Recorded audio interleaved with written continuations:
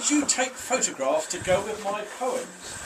A few years later, one young boy genius went to in Arabia, had the same idea about celebrating the Isle of Wight. I love the fact that this exhibition, which of course is through there, was actually, its genesis was in the Arab desert. I think that's wonderful.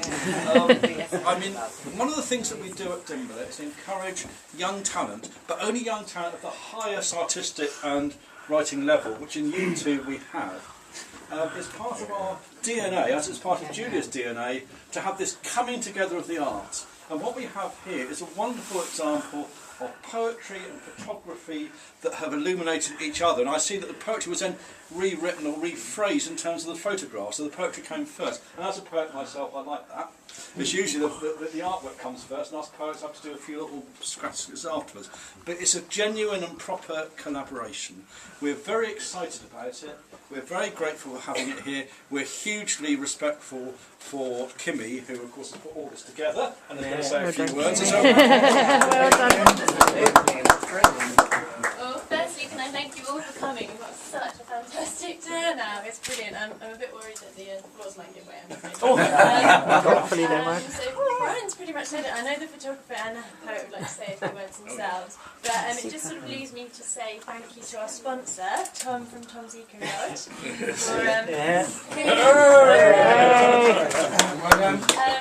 He also grew up with the boys as well, so it's a lovely story about sort of guys going away, coming back to the island, meeting each other and having a new to each other because they work so hard. And I think it's wonderful. So once again, give a round of applause to everyone.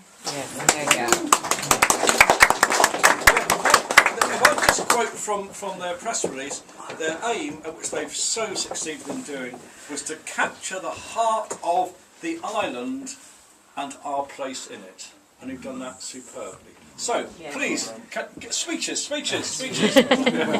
Well, I'm obviously going to say just the general thank yous, and we'd like to thank Dimble obviously for having our exhibition in the first place.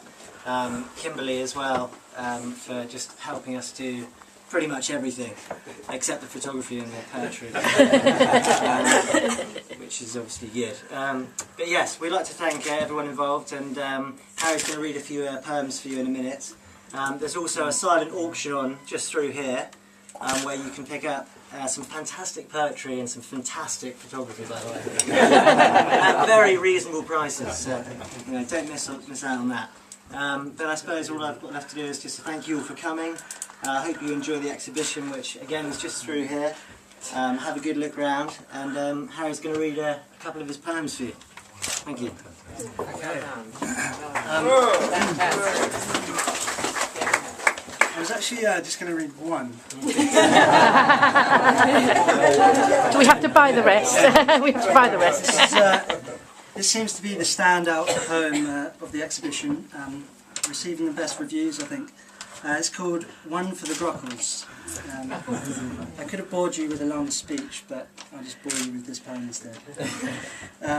It's called One for the Grockles, and it starts with a little thing, Grockle, a noun. Tourist or anyone from not round here.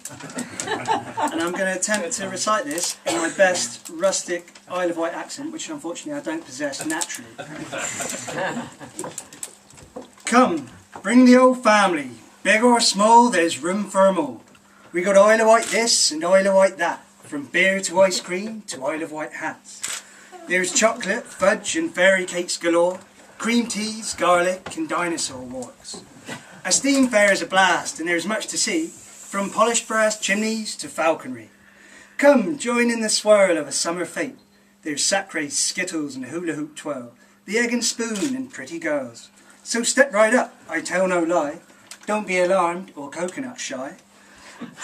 There's more to find in these here miles than all the rest of the British Isles. Oh, what a sight is Blackgang Chine, a place that time just couldn't reach. In all my years it's barely changed, except for what the sea has claimed. So go there now and make it quick. The weather wizard foresees his earthly slip, and the smugglers and the fairies all know the dreams of every kid that comes and goes. It's famed for its golden sands and teeth-white cliffs, its rolling fields and sea-breath mist. Once a royal retreat for Albert and Vic, a perfect home for the poet's trip.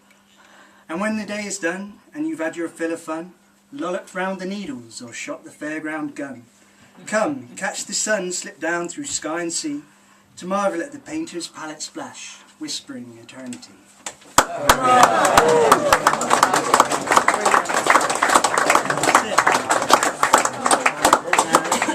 Thank you very much, and I hope you enjoy the rest of the poems and pictures. And have a good evening. Yeah, yeah, sure. Nice to see you.